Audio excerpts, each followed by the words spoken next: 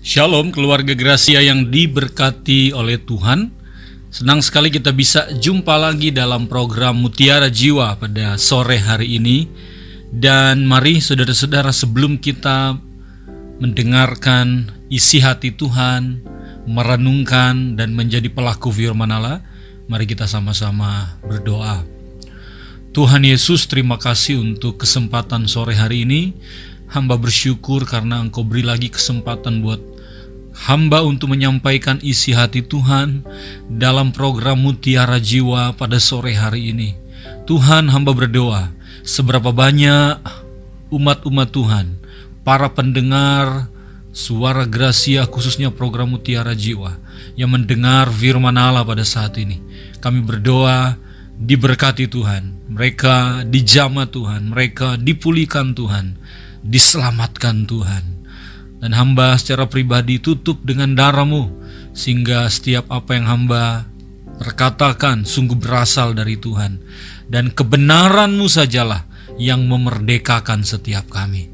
Terima kasih Tuhan, kami berdoa di dalam nama Tuhan Yesus Kristus. Amin. Bapak Ibu Saudara sekalian, pendengar program Mutiara Jiwa yang diberkati Tuhan, tema firman Allah pada sore hari ini adalah percaya kepada Tuhan. Sederhana, mungkin saudara berkata, aku tahu dan aku sudah percaya kepada Tuhan.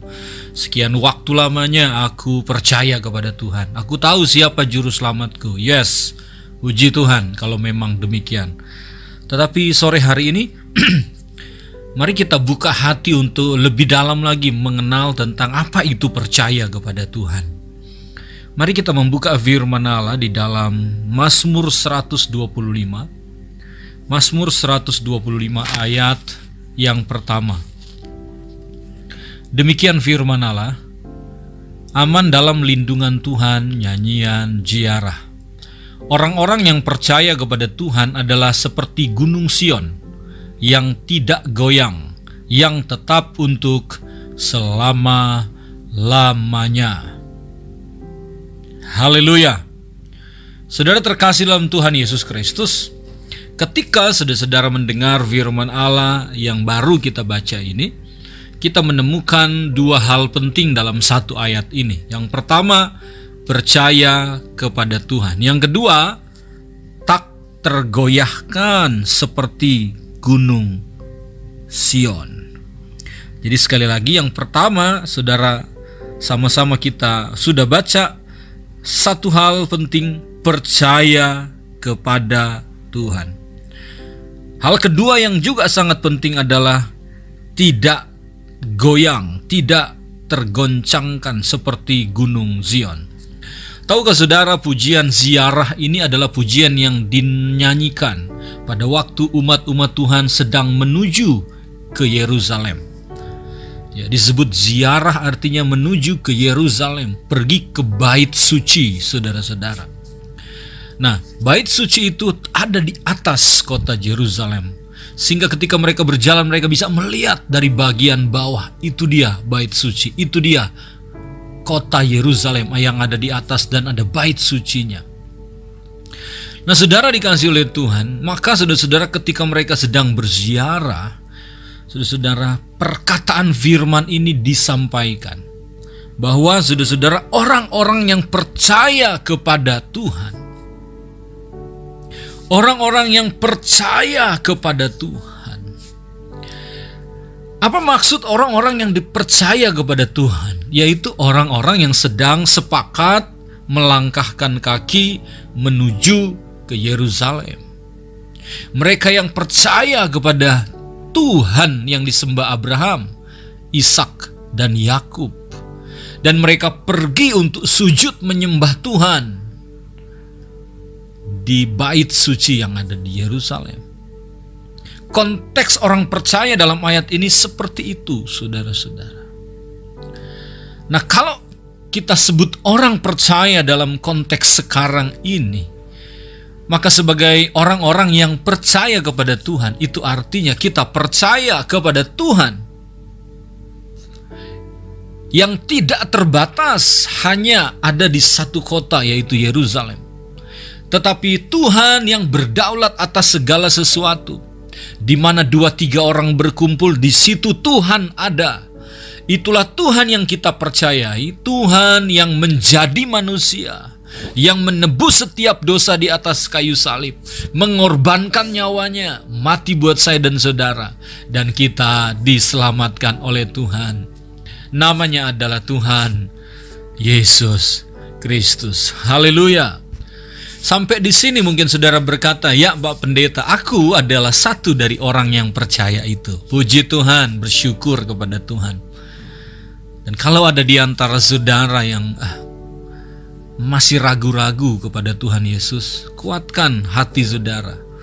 Dia adalah Tuhan yang mengasihi saudara. Dan kalau ada di antara saudara yang tidak kebetulan mendengar suara Gracia, lalu kemudian saudara sedang gelisah hidupnya, kepada siapa saudara harus percaya, kepada siapa saudara harus berpegang, maka izinkan saya sebagai hamba Tuhan menyampaikan kepada saudara, ada satu pegangan yang kuat, ada juru selamat yang hebat, namanya Tuhan Yesus Kristus. Dia mengasihi saudara dimanapun engkau berada saat ini. Apakah engkau ada di rumahmu, engkau ada di kendaraan, lalu sedang mendengarkan firman Allah ini? Percayalah, Tuhan sangat mengasihimu, dan Dia layak dipercaya, Dia dapat dipercaya, Dia dapat menjamin seluruh kehidupanmu. Haleluya. Saudara kasih Tuhan, percaya kepada Tuhan berhubungan dengan hal penting lainnya. Apa itu? Orang yang percaya kepada Tuhan, firman Allah berkata, dia akan seperti gunung Sion yang tidak akan goyang. Berapa lama? Selama-lamanya. Haleluya. Saudara dikasih Tuhan, gunung Sion itu satu gunung, satu bukit dengan kota Yerusalem. Dan saudara-saudara, di Bukit Sion itulah Alkitab berkata, gambaran orang percaya itu akan kuat, tidak goyang seperti Bukit Sion. Sampai detik ini Bukit Sion itu ada. Ada apa di situ, saudara-saudara? Orang biasa pergi ke Bukit Sion untuk pergi ke sebuah tempat yang namanya Upper Room, kamar loteng Yerusalem.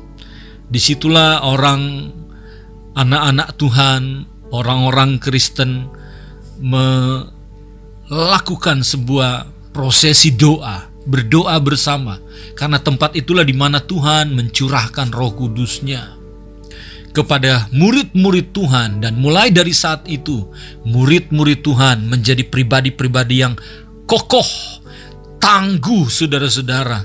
Mereka mengalami banyak kesukaran, tapi mereka menjadi kokoh. Jadi kekuatan Bukit Sion itu sudah dibuktikan ketika murid-murid Yesus mulai dari Bukit Sion itu menerima urapan Roh Kudus, dan mereka menjadi pribadi-pribadi yang kuat. Tadinya mereka berkhianat, tadinya mereka menyangkal Yesus, tadinya mereka meninggalkan Yesus pada waktu Yesus disalibkan. Tapi ketika mereka menerima pencurahan Roh Kudus, sebelum Yesus naik ke surga, Yesus bilang, kamu harus tinggal di Yerusalem, itulah Bukit Sion. Dan di situ kamu akan diperlengkapi dengan kuasa yang dari tempat maha tinggi. Dan benar saudara, ketika mereka tunggu 10 hari, mereka tunggu di Bukit Sion, di kamar loteng Yerusalem, sebutnya begitu. Mereka menerima urapan kuasa, dan kuasa itulah yang mengubahkan mereka, sehingga mereka menjadi orang-orang percaya yang benar-benar tak tergoyahkan. Haleluya. Jadi saudara-saudara, untuk kesimpulan awal dari apa yang kita renungkan hari ini, orang yang percaya kepada Tuhan, dia akan kuat seperti gunung Sion.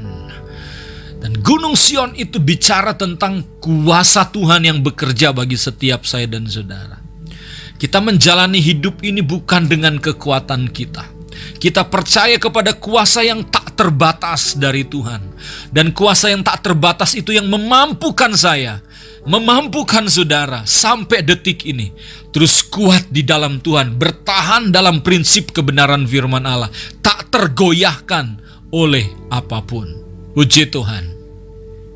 Saudara, mengapa penting antara percaya kepada Tuhan dan kehidupan yang tak tergoyahkan itu harus menjadi satu paket yang tak terpisahkan. Kenapa, saudara-saudara? Sebab begini, ada banyak orang percaya tetapi hidupnya jauh dari Tuhan. Ada banyak orang berkata aku beriman kepada Tuhan Yesus, tetapi kehidupannya, perilakunya, karakternya tidak mencerminkan Kristus. Ada banyak orang yang mengaku diri percaya kepada Tuhan, tapi kemudian meninggalkan Tuhan.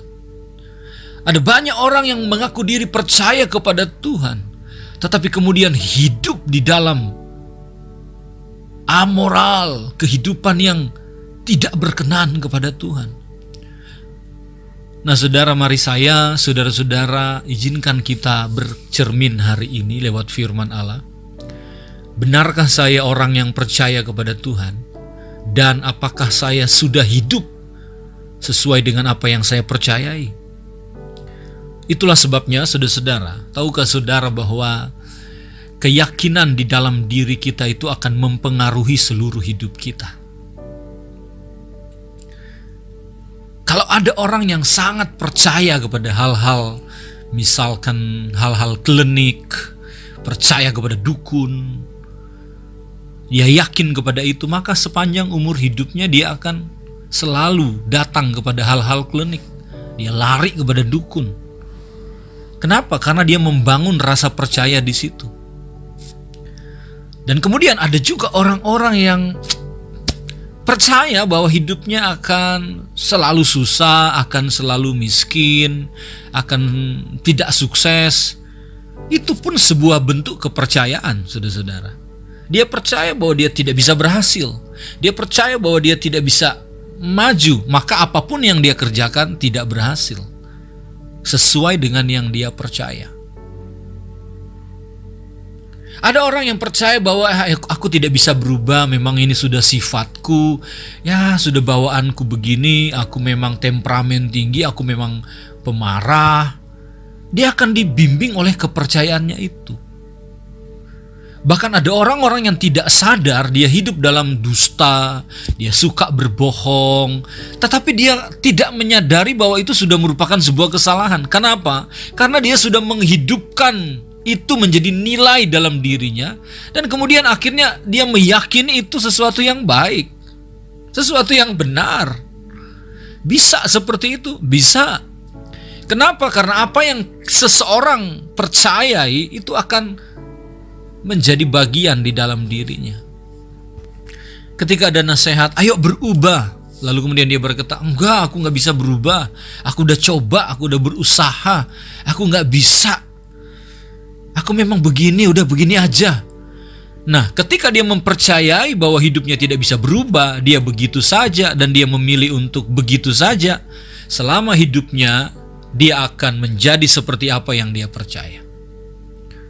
Saudara, maka hari ini kita adalah orang yang percaya kepada Tuhan. Ketahuilah, Tuhan itu dahsyat. Ketahuilah, Tuhan itu hebat. Dia sanggup melakukan perkara yang besar. Dia sanggup mengubahkan sesuatu yang tidak berubah dalam hidupmu. Dia sanggup menjamah engkau, mengeluarkan engkau dari hal-hal yang tidak berkenan kepada Tuhan. Dan begini, saudara-saudara, ketika kita percaya kepada Tuhan, maka kita berarti menghidupi konsep dan nilai-nilai Kristus dalam hidup kita. Banyak orang berpikir percaya kepada Tuhan hanya percaya kepada keselamatan, soteriologi. Hanya percaya kepada keselamatan yang dikerjakan kepada Tuhan Yesus, dan itu cukup. Yes, percaya kepada Yesus, jaminan keselamatan itu benar. Tetapi seringkali itu menjadi modal dalam diri seseorang untuk tidak berjuang dalam hidup, tidak memelihara kekudusan hidup, tidak hidup dalam kebenaran hanya karena percaya bahwa aku sudah diselamatkan oleh Tuhan Yesus. Sekali lagi, saudara-saudara, percaya kepada Tuhan Yesus, paketnya itu lengkap. Bukan hanya percaya bahwa ada keselamatan di dalam Yesus. Bukan hanya percaya kalau aku percaya pada Yesus aku masuk surga. Bukan hanya itu. Tapi percaya kepada Yesus berarti percaya kepada keseluruhan kebenaran yang disampaikan oleh Tuhan Yesus. Nah, saudara-saudara, saudara mungkin tanya, kebenaran apa yang aku harus percaya, Pak Pendeta? Aku udah percaya kok bahwa Yesus juru selamatku. Dia mati buat aku dan aku diselamatkan. Puji Tuhan, itu baik saudara. Tetapi apakah nilai-nilai kehidupan sebagai pengikut Tuhan itu juga hidup dalam diri kita? Hati-hati saudara-saudara. Sebab di akhir zaman ini ada banyak nilai-nilai kekristenan, nilai-nilai firman yang mulai digeser oleh apa yang sedang terjadi, perkembangan dunia yang terus menerus begitu cepat berkembang hari-hari ini. Ada banyak hal yang sebetulnya kita bisa pelajari, tapi pada momentum sore hari ini coba kita melihat tentang antropologi, tentang kehidupan manusia. Bagaimana konsep firman Allah menjelaskan tentang manusia. Dan jangan kita berpikir kita aman, bahwa ya kita sudah percaya kepada Tuhan, lalu kita seenaknya. Pribadi kita adalah manusia yang rentan, saudara-saudara. Itulah sebabnya saudara-saudara, nilai firman Allah yang kita sudah dapatkan dari firman, dari Alkitab, itu harus menjadi penuntun kuat dalam diri kita. Saya ingin ajak saudara, dari sini saya ingin ajak saudara untuk melihat satu anak muda yang melayani Tuhan, yang dibimbing oleh seorang hamba Tuhan yang sangat terkenal. Anak muda ini namanya Timotius. Saya ingin ajak saudara membaca 2 Timotius pasal yang pertama. 2 Timotius pasal yang pertama, ayat yang ke-5 berkata begini. Sebab aku teringat akan imanmu yang tulus ikhlas, yaitu iman yang pertama-tama hidup di dalam nenekmu Lois dan di dalam ibumu Yunike, dan yang aku yakin hidup juga di dalam dirimu. Paulus, saudara-saudara, melihat Timotius, dan Paulus berkata, aku tahu engkau punya iman yang tulus ikhlas. Dan tahukah engkau Timotius, iman yang tulus ikhlas itu engkau warisi dari nenekmu, dari ibumu. Nenekmu Lois, ibumu Yunike mewariskan iman, mewariskan keyakinan kepada Tuhan, dan itu kuat mencengkram engkau Timotius. Belum lagi kita tahu bahwa Timotius dibimbing, diajar oleh Paulus secara langsung, sehingga dalam usia muda Timotius bisa dipakai Tuhan secara luar biasa, menjadi anak muda yang melayani Tuhan. Dan Paulus bicara kepada Timotius yang imannya, keyakinannya kuat karena memang dia mewarisi iman orang tua. Lihat, orang tua dapat mewariskan keyakinannya kepada anak. Betapa luar biasa keyakinan itu, saudara-saudara. Itu sebabnya, saudara-saudara, anak selalu memiliki nilai-nilai yang sama dengan orang tuanya. Kenapa? Karena orang tuanya berbicara kepada dia, memberi contoh kepada dia, dan itu yang dia warisi seumur hidupnya. Saudara-saudara, nilai-nilai kebenaran dari keluarga itu hidup dalam anak-anak. Timotius ngalamin itu, saudara-saudara. Dari nenek dan ibunya, Timotius menjadi pribadi yang percaya kepada Tuhan.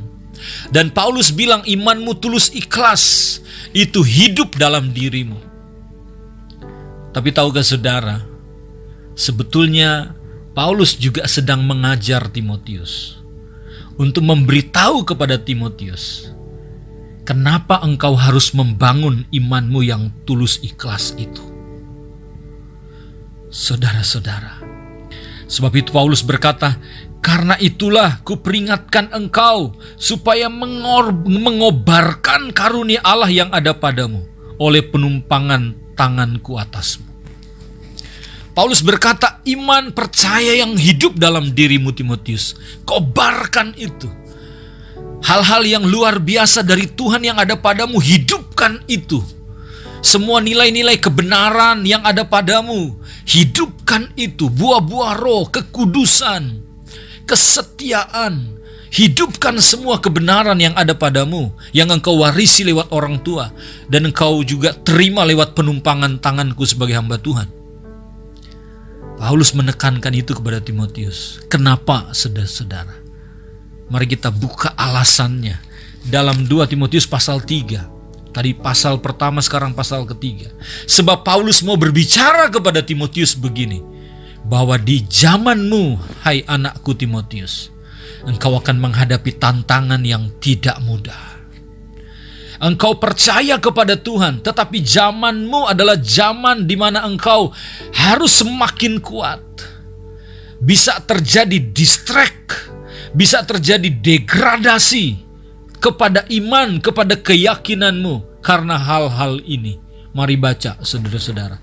Pasal 3 ayat 1. Ketahuilah bahwa pada hari-hari terakhir akan datang masa yang sukar. Manusia akan mencintai dirinya sendiri dan menjadi hamba uang. Mereka akan membual dan menyombongkan diri.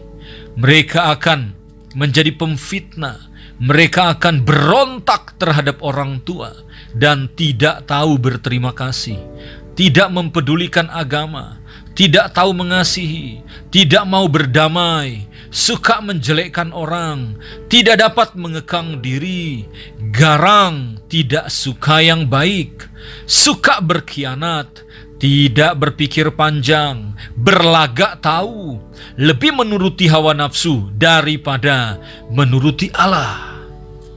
Secara lahiriah mereka menjalankan ibadah mereka, tetapi pada hakikatnya mereka memungkiri kekuatannya. Dan Paulus berkata kepada Timotius 3 kata terakhir, jauhilah mereka itu. Saudara dikasih dalam Tuhan, ketika saya baca ayat ini, Tuhan mengingatkan saya bahwa perjalanan hidup saya itu perjalanan yang disertai Tuhan, tetapi bukan berarti kita harus puas diri dengan keselamatan yang Tuhan sudah berikan. Saudara-saudara, kepada Timotius, Paulus bilang, hai Timotius, aku tahu tentang imanmu yang tulus ikhlas, yang engkau warisi lewat orang tuamu, yang juga engkau warisi lewat kedekatanmu dengan kehidupanku. Sebagai hamba Tuhan, aku menumpangkan tangan atasmu, ada pelayanan roh yang tercurah atasmu. Tapi ketahuilah, ini penting untuk engkau terus kobarkan semangat imanmu. Di tengah-tengah dunia, di hari terakhir, kata firman Allah, Rasul Paulus katakan kepada Timotius, kepada kita juga semua yang mendengarkan program Mutiara Jiwa ini. Ketahuilah Timotius, ketahuilah Bapak Ibu Saudara, bahwa di hari terakhir akan datang masa yang sukar. Kenapa masa itu sukar? Kalau saudara ikuti pembacaan tadi, kesukaran itu bukan karena gempa bumi, kesukaran itu bukan karena tsunami, kesukaran itu bukan karena ekonomi melambat, kesukaran itu disebabkan oleh karena manusia. Manusia karakternya menjadi berubah. Manusia menjadi memiliki sifat yang jauh dari keserupaan dengan Tuhan. Apa yang saudara baca tadi, saudara boleh baca ulang di rumah. Bagaimana keadaan manusia, kerusakan manusia yang begitu luar biasa. Dan itu yang sedang dihadapi oleh Timotius. Jadi keselamatan bukan hanya bicara tentang soteriologi, bukan hanya bicara tentang keselamatan lewat Yesus Juru Selamat. Tetapi saudara-saudara, kebenaran yang kita harus pahami dari firman Allah, juga kita harus pahami tentang bagaimana antropologi kita. Bagaimana kerusakan yang terjadi di dalam diri orang-orang percaya. Di dalam diri orang-orang yang mengaku hamba-hamba Tuhan. Di dalam diri orang-orang yang mengaku percaya dan setia melayani. Izinkan saya sebagai hamba Tuhan bicara dengan kasih kepada kita. Mari kita introspeksi diri kita. Betulkah iman kita kepada Tuhan membuat kita teguh, tidak goyang kepada prinsip firman Allah. Yes, untuk keselamatan kita tidak goyang karena kita percaya hanya Yesus juru selamat. Tapi bagaimana dengan karakter hidup kita? Saudara-saudara, apakah ada di antara kita yang hidup dalam dosa lalu kemudian kita berkata, udah, Tuhan sayang kok kepada saya, Tuhan mengasihi saya, padahal hidup dalam dosa. Saudara-saudara, ada banyak orang yang mulai mendegradasikan nilai-nilai kebenaran Alkitab, menggantikan dengan nilai-nilai psikologi. Maksudnya apa, saudara? Ada orang yang berpikir yang penting aku nyaman, yang utama adalah rasa nyaman dalam diriku. Udah, jangan ganggu kenyamananku, aku nyaman dengan model begini. Lalu kebenaran firman Allah dikorbankan. Tidak bisa, saudara-saudara. Izinkan mungkin saya berkata kepada anak-anak muda yang Tuhan izinkan mendengar program Mutiara Jiwa saat ini. Penyimpangan-penyimpangan seksual terjadi hari-hari ini. Bayangkan, saudara-saudara, apa yang dulu dianggap tabu menjadi tidak tabu hari-hari ini. Dan ke depan saudara-saudara akan melihat ada banyak sekali hal-hal yang semakin saudara-saudara mengerikan terjadi dalam dunia anak muda. Alkitab sudah bilang laki-laki suka kepada laki-laki, perempuan suka kepada perempuan. Lalu kemudian atas dasar psikologi, antropologinya manusia kemudian jangan diganggu. Ya sudahlah, berikan hak kepada mereka. Saudara, saya mesti dengan berani berkata, dosalah yang merusak antropologi manusia. Dan tahukah saudara, Sodom dan Gomora, ketika Lot dan keluarganya tidak bisa lagi menerangi Sodom dan Gomora, ketika Lot tidak bisa menerangi Sodom dan Gomora, tidak sanggup menerangi lagi Sodom dan Gomora, kehidupan Sodom dan Gomora serba mengerikan, berontak kepada Tuhan. Laki-laki suka kepada laki-laki. Lalu kemudian saudara-saudara, firman Allah katakan penghukuman harus terjadi. Maka yang datang bukan keselamatan, tetapi yang datang adalah penghukuman. Yang diselamatkan adalah Lot dan keluarganya. Itu pun istrinya menjadi tiang garam. Artinya apa, saudara-saudara? Menghadapi masa-masa di akhir zaman ini, mari kita sebagai keluarga-keluarga yang percaya kepada Tuhan, semakin kuat kita untuk meneguhkan hati kita. Yesus sangat mengasihi kita, yes, kita percaya. Tetapi bukan berarti kita boleh mengorbankan nilai-nilai kebenaran yang sudah kita hidupi sekian lama. Saudara-saudara, orang kawin, cerai, kemudian menganggap merasa biasa-biasa saja dengan alasan Tuhan sangat mengasihi. Yes, Tuhan sangat mengasihi. Tapi ini bukan kebenaran. Kebenaran adalah tidak ada yang boleh menceraikan yang sudah dipersatukan oleh Tuhan. Itu yang Alkitab katakan. Tapi kan Pak Pendeta, bagaimana Pak Pendeta? Saudara-saudara, firman Allah tidak bisa dikompromikan oleh apapun. Izinkan sebagai hamba Tuhan, saya menyampaikan kepada kita yang mendengarkan program Mutiara Jiwa pada saat ini. Mari saudara-saudara, percayalah kepada Tuhan. Bukan hanya mempercayai keselamatan yang dikerjakan di atas kayu salib, tetapi mempercayai semua nilai-nilai kebenaran, nilai-nilai firman Allah yang diajarkan oleh Tuhan Yesus. Ada orang yang hidup dalam kebencian, ada orang yang hidup dalam dendam, lalu kemudian dia memaafkan diri, dia nggak mau berubah, dia tetap mau hidup di dalam sakit hati, dia tidak mau mengampuni. Tapi dia berkata, aku tetap mau percaya kepada Yesus, tapi untuk masalah mengampuni, tunggu dulu. Tidak bisa, saudara-saudara. Paket percaya kepada Tuhan bukan hanya kita diselamatkan, tapi kita juga hidup di dalam kebenaran. Ampuni orang yang bersalah kepadamu. Saudara, ada banyak hal yang saudara bisa renungkan lewat penyampaian firman Allah yang sederhana saat ini, yang singkat saat ini. Tapi saya berdoa, biar kiranya semua nilai-nilai kebenaran yang saudara sudah dapat dari firman Allah. Seberapa banyak saudara sudah dengar firman Allah, saudara punya Alkitab yang saudara baca, setujulah kepada firman Allah. Sebab sebagaimana Paulus berkata kepada Timotius, Timotius, aku tahu imanmu yang tulus ikhlas. Aku tahu itu. Tapi Paulus seperti mau berkata begini kepada Timotius, Timotius, tapi ingat, zamanmu wedan, kira-kira begitu. Zamanmu adalah zaman yang mengerikan, Timotius. Di zamanmu manusia akan menjadi manusia yang begitu mengerikan. Mereka akan menjadi hamba uang, kata firman Allah. Mereka akan cinta kepada diri sendiri. Mereka akan membual, menyombongkan diri. Kok bisa? Ya bisa. Karena terjadi kerusakan di dalam diri manusia. Maka 3 kata terakhir yang kita sudah baca tadi, Paulus cuma bilang, jauhilah mereka itu. Tidak ada pilihan lain. Dari sini saya menemukan sebuah kebenaran.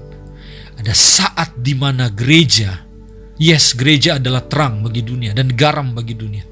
Tapi ada saatnya di mana gereja sampai kepada titik tidak bisa lagi mengubah manusia. Maka yang harus dilakukan gereja adalah jauhi manusia-manusia itu. Jauhi orang-orang yang mau hidup di dalam dosa. Bahkan Paulus berkata, jauhi mereka itu. Seperti Sodom dan Gomora. Ketika Lot tidak sanggup lagi menerangi Sodom dan Gomora, tidak ada pilihan lain selain Lot harus dijauhkan dari Sodom dan Gomora. Dan Sodom dan Gomora dihancurkan. Saudara, Tuhan Yesus tidak lama lagi akan datang. Dan Dia akan mengerjakan penghukuman bagi dunia. Dia akan menyelamatkan saya dan saudara yang terus bertahan hidup dalam kebenaran, yang terus meyakini prinsip-prinsip firman Allah dan tidak merusaknya. Kita akan menerima keselamatan. Tetapi izinkan saya dengan begitu yakin dan dengan rendah hati berkata, dunia akan dihakimi. Itulah sebabnya kalau dunia akan hancur sedemikian rupa, Alkitab berkata, betapa salehnya, betapa kudusnya engkau harus hidup. Saudara-saudara, tidak ada di antara kita yang sempurna memang. Tetapi mari, Alkitab bilang kejar kekudusan, hidup dalam kebenaran. Ini bukan sebuah kebanggaan, kesombongan rohani, bukan. Tapi ini sebuah kebutuhan kita. Kita butuh menghidupkan nilai-nilai Tuhan, nilai-nilai firman dalam hidup kita. Sebagai bukti bahwa kita orang yang percaya kepada Tuhan. Maka pasti sebagaimana firman Allah kita sudah baca di Mazmur tadi, kita tidak akan goyang. Berapa lama saudara? Kita tidak akan goyah selama-lamanya. Haleluya. Berapa banyak di antara saudara yang ingin mengalami keteguhan di dalam Tuhan? Adakah di antara saudara yang mulai bimbang hari-hari ini, mau hidup dalam kebenaran atau meninggalkan kebenaran? Kiranya firman Allah ini meneguhkan saudara, agar supaya saudara tetap teguh di dalam kebenaran. Dan jangan goyah. Tuhan Yesus memberkati kita semua. Mari berdoa. Bapa di surga, terima kasih di tahun 2022 ini, di bulan pertama, bulan Januari ini, kami mendengar isi hati Tuhan. Kami adalah orang yang percaya kepada Tuhan. Terima kasih Tuhan karena nilai percaya kami kepada Tuhan tidak hanya percaya bahwa Engkau juru selamat kami, tetapi kami juga percaya bahwa semua nilai-nilai firman yang Engkau berikan kepada kami itu harus kami hidupi. Tuhan, kami tahu di hari-hari terakhir datang masa yang sukar. Kalau kami tidak hati-hati, kami bisa mengalami degradasi iman. Tetapi lewat firman Allah saat ini kiranya kami dikuatkan supaya kami boleh mengobarkan iman, mengobarkan keyakinan karunia yang Tuhan berikan, supaya kami dapat menghadapi dunia yang begitu gelap ini dan kami luput dari setiap dosa-dosa dunia. Tuhan, tolong kami Tuhan, berkati semua pendengar program Mutiara Jiwa, agar mereka terus kuat di dalam Tuhan. Berkati program Suara Gracia, apapun program yang dijalankan, ditawarkan, diberikan, menjadi berkat untuk semua yang mendengarkan Suara Gracia. Khususnya program Mutiara Jiwa, diberkati Tuhan. Tuhan, terima kasih. Berkati kota kami Tuhan, berkati bangsa kami, Indonesia, diberkati Tuhan. Kami bersyukur padamu Bapa. Ini doa kami, di dalam nama Tuhan Yesus kami berdoa. Amin.